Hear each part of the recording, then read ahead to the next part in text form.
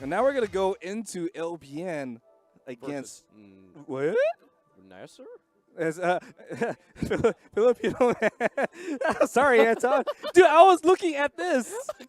I was looking at my slides.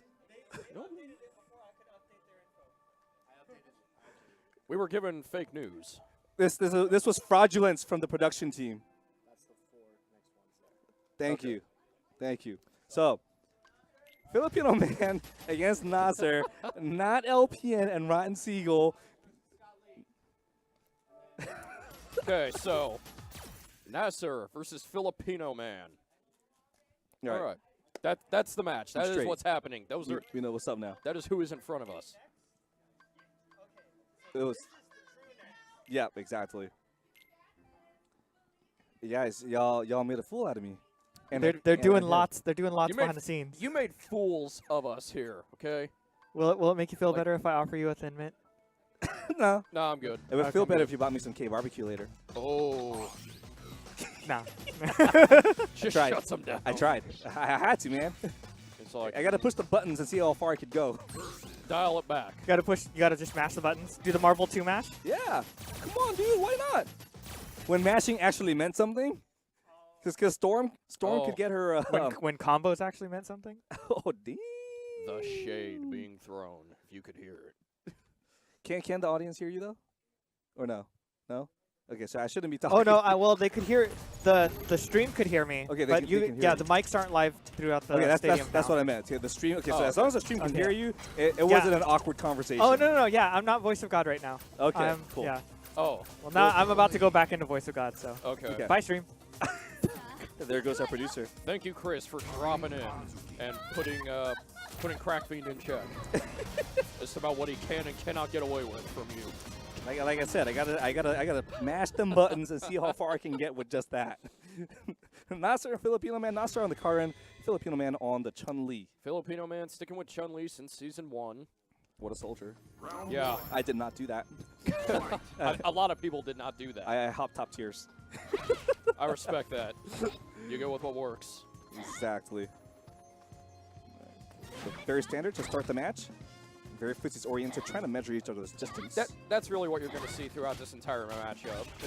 I don't think there's going to be a whole lot of craziness to be found. It's up until the person gets that knockdown where all that pressure really starts. Yeah. Because both characters are far capable of getting that pressure post-Oki. That meaty back fierce, getting started. Some great help. Nacer towards the corner, and Filipino man going to back off with the real estate.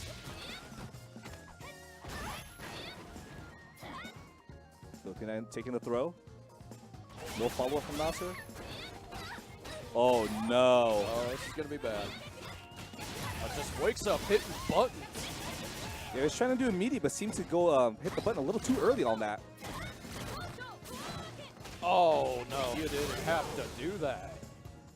Not sure what he was looking for there. I think he was just anticipating some kind of a follow-up button. That was a misread. Yes, absolutely. First round going to Filipino man. A lot of footsies, a lot of back and forth, just feeling each other out. Yeah, no challenge right there from the blocked air legs. That's -2 now at minimum. Yeah, that's you know, it's not season 1 anymore. We're good. +2 all day. Air legs to air legs. Those were the days. Oh, dashes right in, does the throw. Crush counter. Returns with a roundhouse of her own.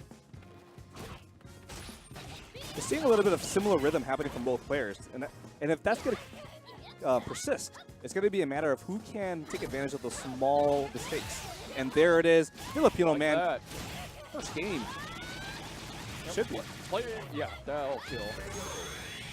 So yeah, Filipino man playing really clean there.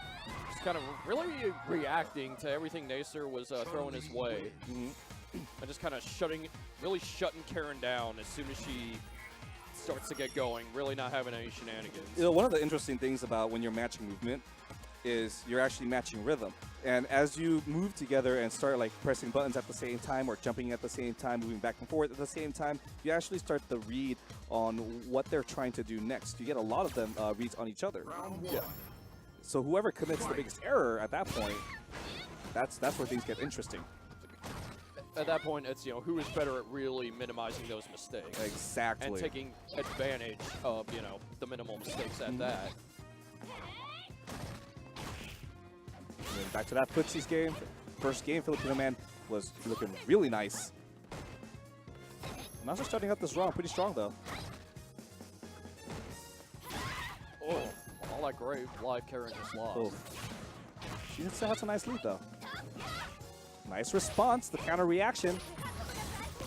But this is where all that frame trap starts, right? Oh, no. Oh, he's going to steal this one. I don't know if this is going to quite kill, though. Yeah, you're right. I think it's going to scale. Yep. Yeah. Nothing that she could do. Oh, misses. The instant overhead didn't matter, though. So against certain matchups, only certain characters can EXZP on Wake Up against that setup. Otherwise, it just completely whiffs. Oh, Filipinoman. With dirt. Wakes up with it. Look at that patience from both players. It's been 3 straight rounds from Filipinoman. When Nacer looks hot, Filipinoman just comes in with all that pressure from the VT2. So Nacer's got to do something about that.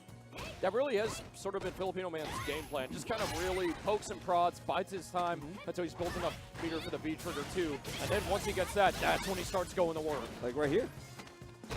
One of the problems here for Nacer is that he goes in a little bit too hard once she has the VT2 and doesn't respect that too much. Yeah, he's trying to much doing earlier. She still has more than enough. Oh, that's good. No, that's not going to do. That's the skill. It's not going to kill, but it's going to be close. This is going to be the front back mix-up, perhaps. She might get the V skill to block cross-up and land in front. No, she does not do that. No, just walks towards Oh, her. my. Now, that is stealing around. That was thievery. That was thievery. Oh, my goodness. I thought that was over. Yeah. Now, Filipinoman uses all that meter and now has nothing to show for it. That hurts the pride. Hurts the pride a lot.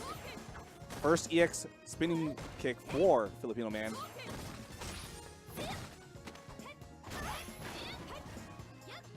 VT1 is ready on Nacer. He might be fishing for that roundhouse. I think that's exactly what he's doing. Hasn't pressed any other button yet. Yep, he's definitely fishing for it.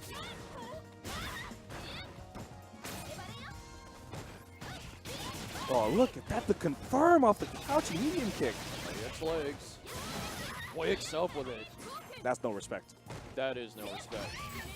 Okay. Gets a sweep. Oh my goodness, that worked. Oh my goodness, that also worked. So did that. Finishes it with a throw. Wow, Filipinoman in control for the majority of that match. And Nacer had an opportunity. Yep. Even though it was 2-0, Nacer overall looked pretty good in that match. It wasn't like a complete blowout. No. It was just, I mean, it's Filipinoman. Always been a very good, solid player. Yeah, if you look at the statistics, then obviously, yeah, Filipinoman did a lot better. But if you watch the context of that match, it primarily was like the solid footsies. More rounds than not, Nacer was ahead early in those rounds. Yeah. But like, it was until those VT2s that we were talking about. Exactly. The V-Trigger 2 from Chun-Li, that was the game changer for her pretty much every single time. She would just, a lot of back and forth, a lot of poking, and then once the V-Trigger 2 is ready, that's when he goes in. That's when he does work. That's when he gets all his damage. Yeah.